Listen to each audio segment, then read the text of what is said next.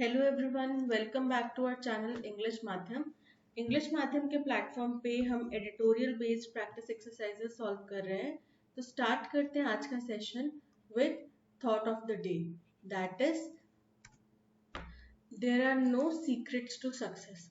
Success के लिए ना कोई भी सीक्रेट नहीं होता। कोई बोल दे कि मैंने ये सक्सेस मंत्र था मेरा, या ये कोई सीक्रेट थे, कुछ टिप्स एंड ट्रिक्स थे तो मैं कामयाब हुआ, ऐसा नहीं होता। जिस व्यक्ति ने वो अपने टिप्स एंड ट्रिक्स डेवलप किए हैं वो जरूरी नहीं है आपके लिए काम करे, राइट।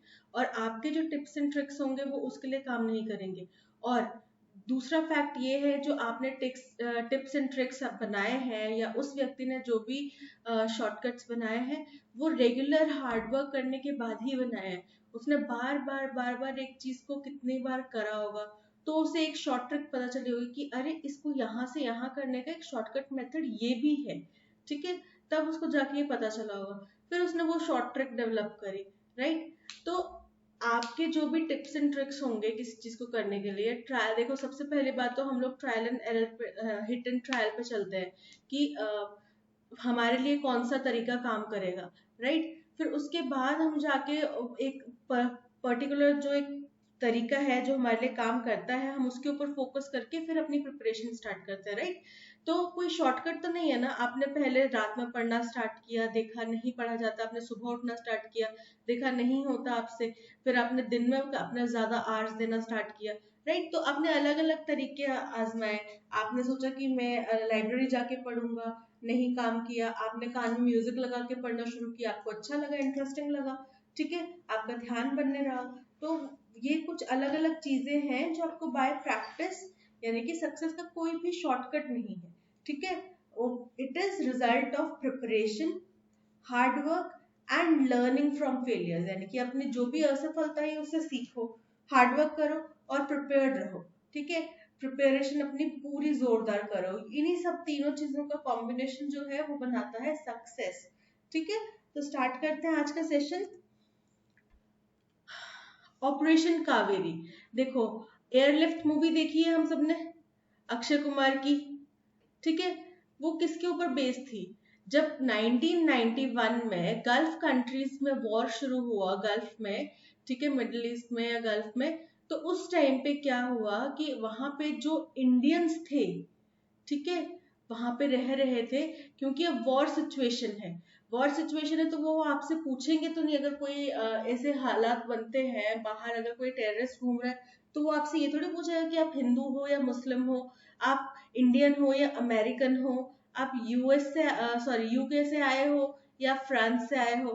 वो ये तो नहीं पूछने वाले ना। वो जो बुलेट उनकी राइफल से निकली है, जो बॉम्ब उनके पास से निकला है, वो पूछने वाला है, राइट। तो क्या हुआ, इंडियंस की वहां पे जान खतरे में आ गई। तो उस दौरान इंडियंस को एयरलिफ्ट किया गया। एयरलिफ्ट मतलब एक स्पेशल प्लेन भेजा गया एयर इंडिया की मदद से, ठीक है। और उसको क्या किया गया, वहां से बड़ी एक खतरनाक परिस्थिति में से, बड़ी ही डेंजरस सिचुएशन में से, वहां से बहुत सारे इंडियंस को निकाला गया, ठीक है। तो वो बन गई एयरलिफ्ट। अब उसी तरीके का एक ऑपरेशन कावेरी स्टार्ट किया गया है, लॉन्च किया गया है। इंडियंस जो कि वॉर टॉर्न सूडान, सूडान एक देश है, ठीक है, इस वही middle eastern country, gulf country जैसे वैसा ही देश है, ठीक है। वहां पे वॉर जैसे हालात बने हुए हैं, ठीक है। और वहां पे इंडियंस काफी सारे फंसे हुए हैं, तो उनको वहां से लेकर आने के लिए जो 72 आवर्स का सीज फायर विंडो दिया गया है, ठीक है। सीज फायर मतलब इस दौरान पे कोई हमला नहीं होगा, ठीक है। तो इस विंडो के दौरान में हम वहां से अपने 3000 सिविलियंस को लेकर आने वाले हैं, ओके। ये है सारा किस्सा। अब इसके अंदर और इस ऑपरेशन के अंदर एयरफोर्स, इंडियन एयरफोर्स भी इन्वॉल्व है, इंडियन नेवी भी इन्वॉल्व है, ठीक है। और ये सारा कोऑर्डिनेशन कौन करा रहा है? मिनिस्ट्री ऑफ एक्सटर्नल अफेयर्स, ठीक है।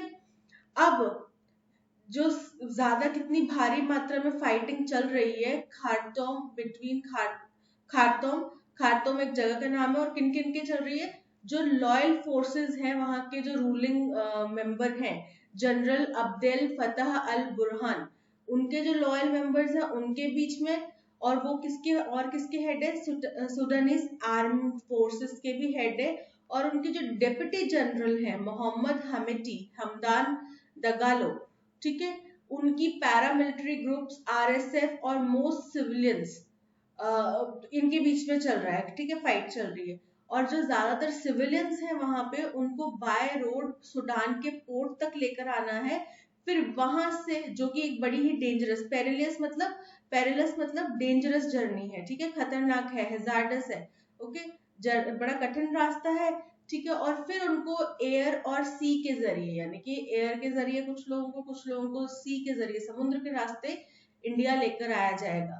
अब देखो, और इंडिया इसमें अकेला नहीं है, इस एफर्ट्स में वो कोऑर्डिनेट कर रहा है जहां उन कंट्रीज के साथ जिनके ज्यादातर मतलब वहां पे काफी संख्या में लोग रहते हैं उनके साथ में, जो कि कौन कौन है, US, UK, UAE and Saudi Arabia.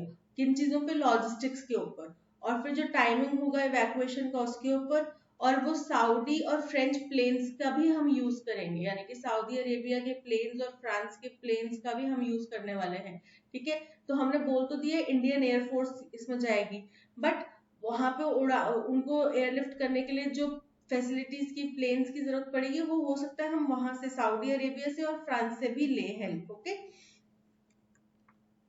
अब जो इसी दौरान क्या है कि जब वो कैरेबियन की विजिट के लिए जा रहे हैं, कौन, हमारे external affair minister S Jaishankar, वो उस दौरान यूएन सेक्रेटरी जनरल से मिलेंगे न्यूयॉर्क में, ताकि उनसे भी मदद ली जा सके, ठीक है।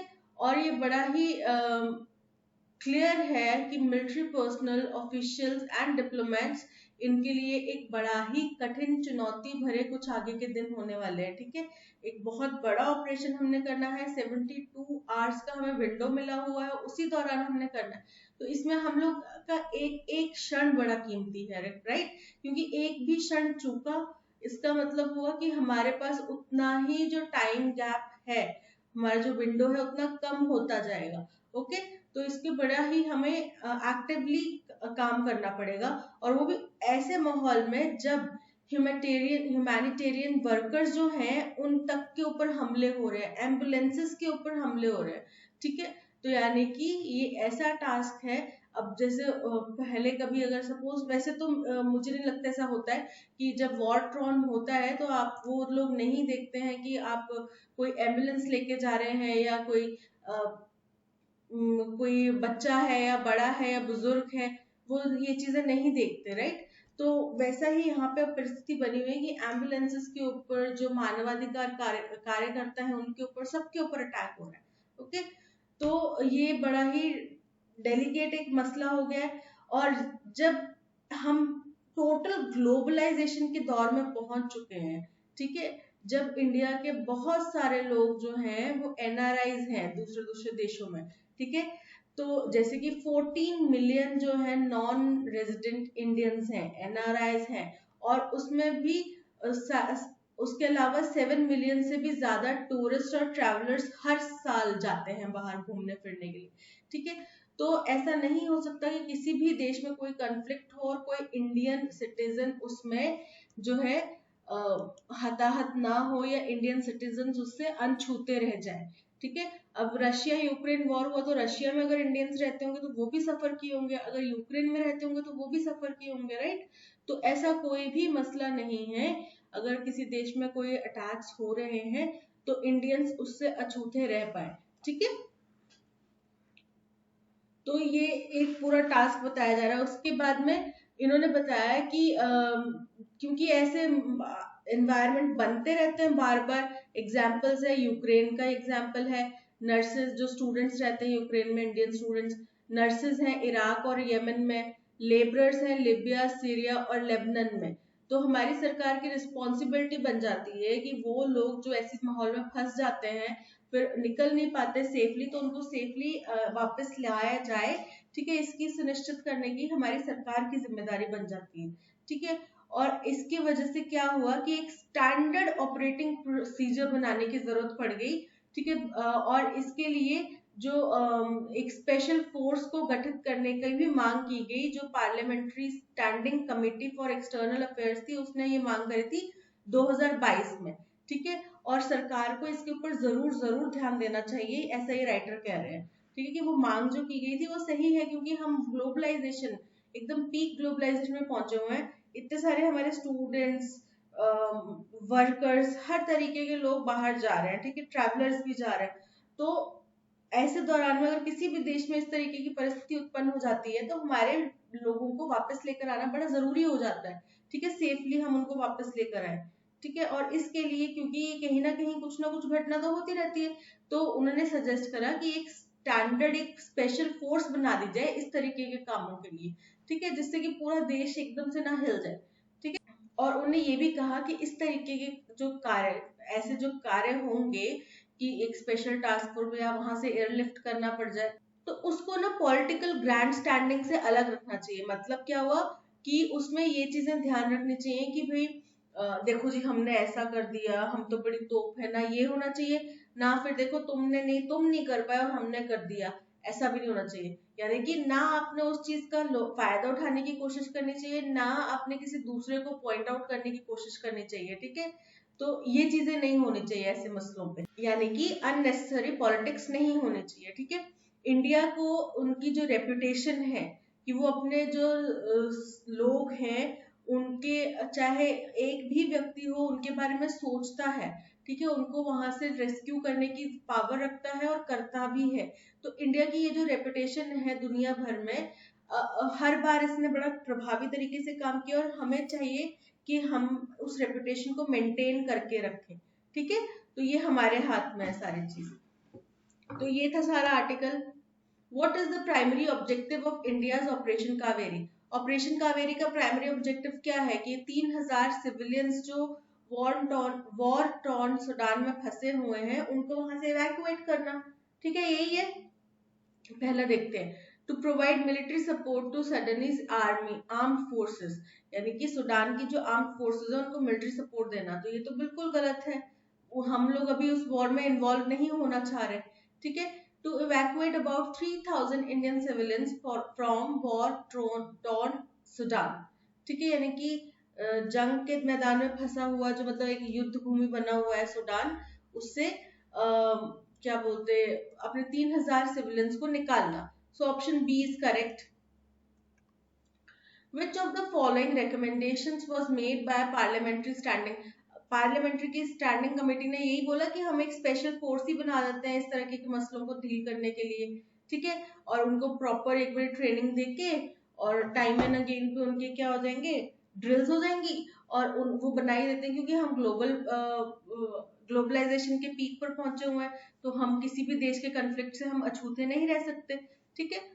Providing financial aid to non resident Indians, की नॉन रेजिडेंट इंडियंस जो हैं उनको हम फाइनेंशियल सहायता करें।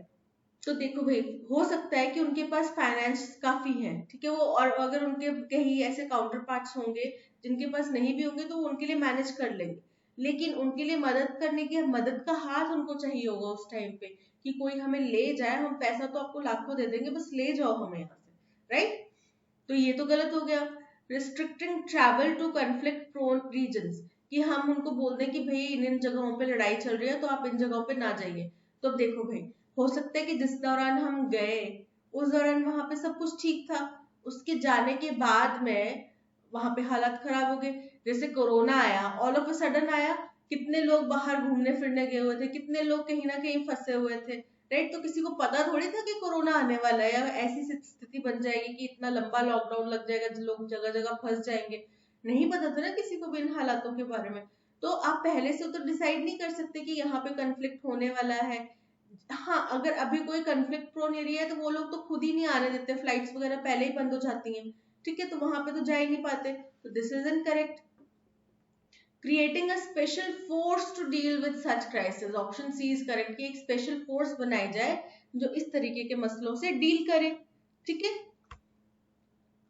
Which statement is correct based on given paragraph? कौन सी स्टेटमेंट करेक्ट है? Okay, India faces particular challenges during conflict due to its large number of non-resident Indians and tourists affected worldwide, ठीक है। तो जो इनके बहुत ज्यादा संख्या में टूरिस्ट और जो नॉन रेजिडेंशियल इंडियंस हैं वो जगह जगह पे बसे हुए हैं जाके, उस वजह से इंडिया को बहुत ज्यादा चैलेंजेस फेस करने पड़ते हैं अगर ऐसा कोई कन्फ्लिक्ट हो जाता है तो, है ना। ये बात बिल्कुल सही है कि अगर ऐसा कोई कन्फ्लिक्ट हो जाएगा तो इंडिया को तो चैलेंज फेस करना ही पड़ेगा। एक तो उनके ऊपर बनी होगी कि अपने लोगों को वापस लेकर आए, ठीक है, दूसरा उनके होगा सेफली लेकर आए, तीसरा उनके ऊपर होगा कि किसी देश में अगर ऐसा कन्फ्लिक्ट है तो हम ऐसा कुछ भी ना करें जो उस देश के ऊपर से, मतलब उस देश के ऊपर ऐसा लगे कि हम लोग उनके ऊपर दबाव बना रहे हैं या हम किसी के पक्ष या विपक्ष में, है ना, तो बहुत ज्यादा प्रेशर होगा उनके ऊपर।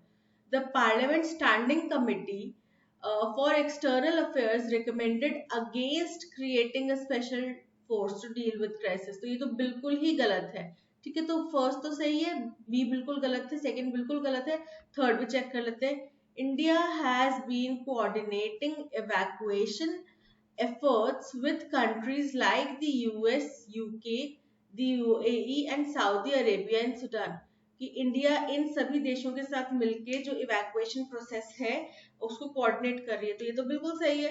सो first and third are correct, ठीक है। तो फर्स्ट एंड थर्ड हमारे कहाँ आ रहे हैं? Option C is correct. What is tone of the passage regarding India's evacuation efforts in Sudan? अब देखो भाई, उन्होंने जो पहले हमने, क्योंकि हमने पहले भी ऐसा किया है और हमारी सराहना हुई है, ठीक है, और हमारी रेपुटेशन बनी हुई है इस तरीके की, तो ऐसे उन्होंने कुछ अच्छी बातें कही कि हमारी रेपुटेशन अच्छी बनी हुई है कि हम अपने सिंगल पर्सन, अगर कोई लास्ट भी रह जाता है इकलौता व्यक्ति, उसकी भी मदद करने के लिए हम तत्पर रहते हैं।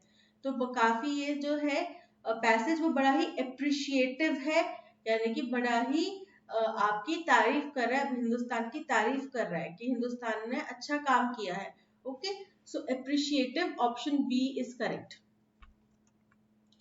विच of the following is main theme of the passage? अब मेन थीम क्या है पैसेज की, कि क्या क्या इंडिया को चैलेंजेस फेस करने पड़ते हैं अगर ऐसा कोई कंट्रोवर्सी होती है तो, ठीक है, या कन्फ्लिक्ट होता है तो देखते हैं। The history of India's involvement in Sudan, कि सूडान में हिस्ट्री में भी इंडिया काफी बार इन्वॉल्व हुआ था, तो ऐसा हिस्ट्री का तो कुछ जिक्र नहीं किया गया, ठीक है। तो पॉलिटिकल कंट्रोवर्सीज सराउंडिंग इवैक्यूएशन, कि इवैक्यूएशन की प्रोसेस के दौरान में क्या क्या पॉलिटिकल जो है कंट्रोवर्सीज हो सकती हैं या हो रही हैं, तो उनके ऊपर भी जोर नहीं दिया गया। यहाँ पे किसी एक्स वाई जेड की बात नहीं की गई है, सिंपल और सिंपल जो मसला है उसकी बात की गई है, ठीक है। India's challenges and responsibilities in conflict situations, तो option C is correct. What is the synonym for the word evacuate? Evacuate मतलब किसी को हटाना, किसी जगह से निकालना, ठीक है। तो अब देखते हैं, रिमूव मतलब हटाना, निकालना। कॉन्ग्रीगेट, कॉन्ग्रीगेट का मतलब होता है कि आप किसी चीज को कलेक्ट कर रहे हैं, ठीक है, एक किसी ग्रुप में, ओके, तो उसको बोलते हैं कॉन्ग्रीगेट। रिवील मतलब कोई चीज बताना, एक्सपोज करना। इग्नोर मतलब नजरअंदाज करना। तो यहाँ पे option A is correct. Which of the following can be used as synonym for perilous? Perilous का मतलब होता है बड़ा ही हजार्डस, है ना, बड़ा ही खतरनाक। तो देखते हैं, इजी, इजी तो डिफरेंट हो गया, इसका एंटोनिम हो गया सेफ, सेफ भी इसका एंटोनिम हो गया हजार्डस, हजार्डस बिल्कुल करेक्ट है, option C is correct. Following sentences have been split into 4 segments. Identify the segment that contains a grammatical error. ठीक है, देखते हैं। As it has been raining heavily since 2 hours, the children are at home. अब देखो, अगर हम किसी एक पर्टिकुलर टाइम ड्यूरेशन से बात करें ना कि इतने टाइम के लिए वो काम नहीं कर रहा था, तो सिंस का यूज नहीं होता, फॉर 2 hours का यूज होता है, ठीक है। तो यहाँ पे सिंस की बजाय क्या होगा, रेन फॉर 2 hours। ओके, तो ऑप्शन बी में एरर है। अब सिंस और फॉर का पर्पस ये होता है कि जब सिंस यूज होता है तब किसी एक स्टार्टिंग पॉइंट का जरूर मेजर किया जाता है, जिक्र किया जाता है। यानी कि since 1991 I have been teaching in this field, यानी कि 1991 से लेकर अब तक मैं इस फील्ड में पढ़ा रही हूँ या पढ़ा रहा हूँ। ओके, तो ये हो गया सिंस का एग्जाम्पल। और फॉर मतलब I have been teaching this subject for 56 years, ठीक है। अब डिफरेंस समझ रहे हो, नंबर दोनों में है, लेकिन उसमें शुरुआती नंबर है कि कब से लेकर आपने स्टार्ट किया है, कब से लेकर आपने करना शुरू किया है। और दूसरे में जो अपना सिंस फॉर है, उसमें पूरा एक टाइम लूप आ जाता है कि आपने इतने टाइम तक किया है। Okay, select the option that can be used as one word substitute for the given group of words. A medical condition in which somebody partly or completely loses their memory. ठीक है, याददाश्त भूलने की, कि थोड़ी याददाश्त भूल गए, ज्यादा याद, तो हमने तो इसके ऊपर मूवीज भी काफी सारी देखी है ना। मूवीज में डॉक्टर ये बताते हैं आपकी वाइफ को एमनीशिया है, वो धीरे धीरे अपनी मेमोरी लूज कर रहे हैं, राइट। तो option A amnesia is correct. Select the option that will improve the underlined part of the given sentence. He is not so friendly like she is. Okay, तो इसका मतलब होता है कि वो इतना अच्छा दोस्त नहीं है या इतना अच्छा घुल मिलने वाला बच्चा नहीं है जितना कि वो लड़की है। ठीक है, तो अब यहाँ पे कंपैरिजन हो रहा है। ठीक है, तो सो फ्रेंडली ठीक है, लेकिन लाइक की बजाय यहाँ पर यूज होगा as. So friendly as she is, यानी कि उसके जितनी नहीं है। ठीक है, सो यहाँ पर होगा so friendly age, option A is correct. How many question है split into segments, one of them may contain an error, identify the segments that contain a grammatical error. If you don't find any error, mark no answer. Okay, fine. How many eggs were put into the basket? कितने अंडे जो हैं वो basket में डाले गए थे, तो इसमें तो नो एरर है।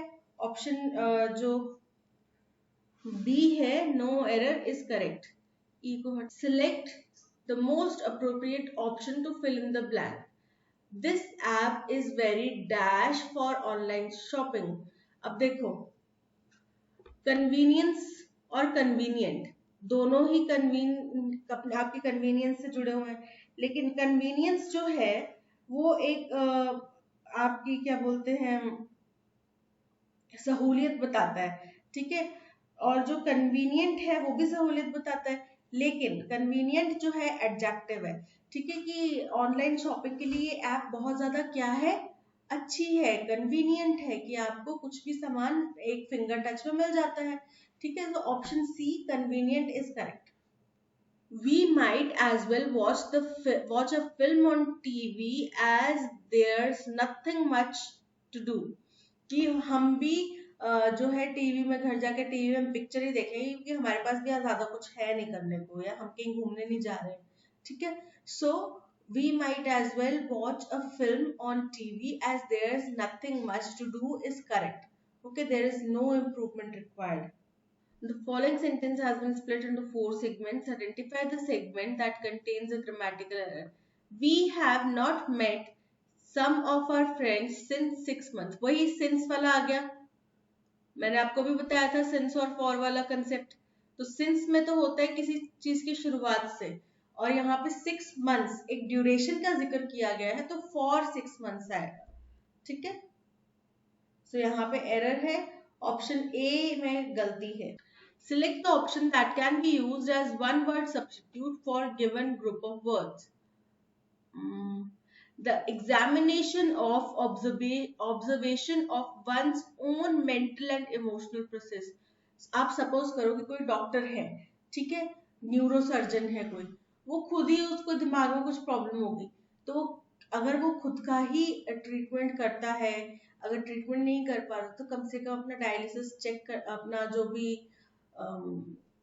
क्या बोलते हैं MRI स्कैन वगैरह हुआ है उसको चेक कर सकता है, राइट। तो ऐसे व्यक्ति को क्या बोलते हैं, ऐसे व्यक्ति को बोलते हैं इंट्रोस्पेक्शन या इंट्रोस्पेक्ट। ठीक है, दैट मीन्स वो अपने बारे में ही जो है अपना इवैल्यूएशन कर लेता है। Option B is correct. Given below are 4 sentences which are jumbled. ठीक है, पैरा जंबल का क्वेश्चन है। Schools are closed for the Christmas and winter break. कि schools क्रिसमस ब्रेक के लिए भी बंद है और विंटर ब्रेक के लिए भी बंद है। At this time of the year, इस साल के इस टाइम पे जो schools वगैरह हैं वो समर और विंटर दोनों के लिए बंद हो जाते हैं। Christmas and New Year are the time of the year to celebrate, कि क्रिसमस और न्यू ईयर जो है वो ऐसा समय है साल का जिस टाइम पे लोग ज्यादा सेलिब्रेशंस करते हैं. All over the city winter carnivals and Christmas bazaars lend fun and warmth in cold.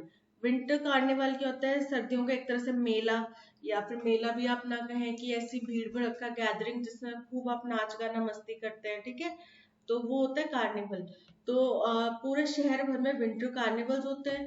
Christmas बाजार लगता है जो कि लोगों को खुशी मुहैया कराता है, ठीक है, और सर्दियों के दिनों में गर्मी भी मिल जाती है लोगों को. दैट मीन्स वो इतने खुश होते हैं, इतनी मस्ती करते हैं कि वो अपने आप को वार्मथ फील करते हैं, ठीक है, या फिर लव से, एक दूसरे के प्यार से, ठीक है. For the second time in a row we are likely to see restrained celebrations for fear of the pandemic raising its ugly head again. अब दूसरी बार, लगातार दूसरी बार हम लोग रिस्ट्रेन्ड सेलिब्रेशन यानी कि कुछ नियम कायदे कानूनों के साथ में सेलिब्रेशंस देखने वाले हैं, यानी कि पूरा खुल के जैसे पहले सेलिब्रेट करते थे कोरोना आने से पहले, वैसा नहीं होगा सेलिब्रेशन. क्यों? क्योंकि पेंडेमिक जो है वो फिर से अपना फन उठाने लग गया है, ठीक है. तो इस वजह से अब क्या होगा, थोड़ा रिस्ट्रेंड होगा. सबसे पहले देखो आप बनता क्या है. देखो, Christmas and New Year are the time of year to celebrate. ये पहले एक चीज होगी कि क्रिसमस और न्यू ईयर कैसा समय है, ठीक है. दूसरी बात हो जाएगी, schools are close for Christmas and winter break at this time, क्योंकि इस टाइम पे स्कूल्स क्लोज होते हैं. सेकेंड ये हो गई. अब क्या होगा, पूरे शहर भर में जो है विंटर कॉर्निवल्स लगते हैं, ठीक है, यानी कि सी थर्ड होगा. और लेकिन ये दूसरी बार है जब हम लगातार जो है रिस्ट्रिक्शंस के अंडर में खेलेंगे. तो B A C D option B is correct. When I asked for an expensive dress for my friend's wedding, my mother reminded me that money does not grow on tree. अब इसका मतलब क्या हो, money does not grow on. Mummy भी बोलते हैं ना, पैसे पेड़ पे उगते हैं, बोलते हैं ये चीज मम्मा. तो उसका मतलब क्या होता है कि पैसा कमाना इज अ टफ टास्क. ऐसा नहीं है कि आप गए पेड़ से फल तोड़ा, जैसे आजकल तो आप लोग नहीं तोड़ते, लेकिन पहले जमाने में लोग बड़ा पेड़ों पे, दूसरे के बागों में जा जाकर पेड़ों से फल तोड़ के खाते थे. आपने शायद नहीं खाए होंगे, बट वो है कि वो इजी टास्क है कि पेड़ से फल तोड़ लो और खा लो, है ना. लेकिन पैसे कमाना इतना इजी टास्क नहीं है. That means it is a tough thing to do, ठीक है. तो ऑप्शन फर्स्ट है, money is freely available to spend. Money अगर फ्रीली अवेलेबल होता तो हम लोग पढ़ाई क्यों कर रहे होते, right. Money is like leaves of tree and freely available, कि मनी जो है वो पेड़ की पत्तियों की तरह फ्रीली अवेलेबल है. सेम गलत चीज है. Money grows on shrubs and there is plenty, कि मनी झाड़ियों के ऊपर उगता है, पेड़ पौधों के ऊपर उगता है, और क्योंकि मनी वहां पे उगता है तो हम अपनी मर्जी अनुसार कितना भी ले सकते हैं, जो कि बिल्कुल गलत है. Money is hard earn and limited, कि पैसा बहुत मेहनत से थोड़ा सा मिलता है, ठीक है. So option D is correct. Select the most appropriate meaning of the given idiom lie low. Lie low का मतलब होता है कि आप किसी चीज के ऊपर, मतलब आप अंडरग्राउंड हो गए ताकि कोई आपको पहचाने ना, या फिर कोई आपको ढूंढ ना निकाले, ठीक है. यानी कि आप क्या कर रहे हैं, आप लो लाई कर रहे हैं, which means आप छुपे हुए हैं, हिडन है किसी चीज से, ताकि कोई आपको नोटिस ना कर ले. Sit on a low chair, किसी निचली चेयर पे, छोटी चेयर पे बैठना. lie down and relax after a tiring day, जो कि कहते हैं कि आप एक बड़े थकान भरे दिन के बाद अब लेट जाइए और रिलैक्स कीजिए, ठीक है. ये है lie low का मतलब. fly a plane at low altitude, कि एक प्लेन को थोड़ी कम धीमी ऊंचाई पे उड़ाना. या फिर try not to be noticed, कि कोई भी आपको नोटिस ना कर पाए, ऐसे संभव होना. So option D is correct. Has been split into 4 segments. Identify the segment that contains a grammatical error. The policeman asked many people, but no one was knowing how the accident happened. कि जो police है उनने बहुत सारे लोगों से पूछताछ करी, लेकिन कोई भी ये नहीं जान पा रहा था या ये नहीं जानता था कि ये ऐसे कैसे हुआ. No one was. स्टेटमेंट हो गया कि पुलिसमैन ने सबसे पूछताछ करी, many people, but no one was knowing. ठीक है, तो इसमें एरर क्या है कि किसी को भी पता ही नहीं था एक्सीडेंट के बारे में. तो no one knew how the accident happened, कि किसी को भी पता नहीं था कि एक्सीडेंट कैसे हुआ, मतलब पास्ट की घटना है. So option C is error. C में एरर है, C is the incorrect one. Select the option that can be used as one word substitute for the given group of words. Verbatim. Verbatim का मतलब होता है it is exactly the same word as the original. ठीक है, यानी कि किसी की वही बात को दोबारा रिपीट करना जो उसने पहले ओरिजिनल बारे में कही थी. ठीक है. कॉपी, किसी दूसरे से चीजें कॉपी करना. इमिटेशन यानी किसी दूसरे की नकल उतारना या उसके जैसा व्यवहार करना. डुप्लीकेट. डुप्लीकेट मतलब होता है कि उसी की ये नकल है, सेम टू सेम, हूबहू. सो यहाँ पे option A verbatim is correct. In the following passage, some words have been deleted. Read the passage carefully and select most appropriate option to fill in the blank. New cycle routes have been built in and around the center of Birmingham and speed limits have been dashed on selected routes. कि नए साइकिलों के रास्ते बनाए जा रहे हैं उन जगहों पे जो बर्मिंगम जो है लंदन में एक जगह है उसके अराउंड पे क्या है नए साइकिल के रास्ते बनाए जा रहे हैं और वहां पे स्पीड लिमिट भी सेट की जा रही है. ठीक है, कुछ सिलेक्टेड रोड्स पे यानी कि स्पीड लिमिट क्या की जा रही है, सेट की जा रही है. ओके, नेक्स्ट देखते हैं. The scheme has now been dash for a year. अब ये स्कीम कितने टाइम से चल रही है, ये स्कीम जो है पिछले 1 साल से चल रही है. ठीक है, and has been held as a dash success, और इसको बहुत ज्यादा सक्सेसफुल माना गया है. ठीक है, since the new speed limits were dashed over time. Since the new speed limits were dashed, the number of accidents, जब से new speed limits impose की गई हैं, लागू की गई हैं, जो number of accidents हैं in the area, उस area में जो number of accidents है वो fall करे हैं. क्या fall करा होगा, कितना fall करा होगा, drastically fall किया होगा. Usually यही term use की जाती है. ठीक है, तो चलिए देखते हैं. फर्स्ट ऑप्शन है कि जो ये रास्ता है साइकिल रूट से वो चेंज करी गई. ठीक है, और जो स्पीड लिमिट्स क्या की गई, कम की गई कुछ रोड्स पे. ठीक है, शॉर्टन्ड, स्केल्ड, एसेंड या फिर रिड्यूस्ड. सो यहाँ पे option D reduced is correct. The scheme has now been into for a year and has been hailed as dash success. तो ये जो स्कीम है अब कितने टाइम से है, 1 साल से क्या है, एक्टिव है. एक्टिविटी, सबसे पहला ऑप्शन है ऑपरेशन, 1 साल से ऑपरेशन में है. ठीक है, या फिर 1 साल से एक्टिविटी में है, या फिर 1 साल से प्रोसेस में है या एजेंसी में है. तो 1 साल से क्या है, ऑपरेशन में है यानी कि लागू है. ठीक है, has been held as dash success. तो कैसी सक्सेस मानी जाती है, ग्रेटर, मोर ग्रेटर, ग्रेटेस्ट या ग्रेट सक्सेस. ठीक है, उसको ग्रेट सक्सेस माना जा रहा है. Since the new speed limits were dash, अब नई स्पीड लिमिट्स क्या की गई होंगी, लगाई गई होंगी बाय लॉ. तो कंपेल्ड यानी कि आपको मजबूर किया गया कुछ करने के लिए. डिक्टेटेड यानी कि आपने, सपोज करो इसी स्पीड का एग्जांपल ले लेते हैं कि गाड़ियां जा रही हैं दो.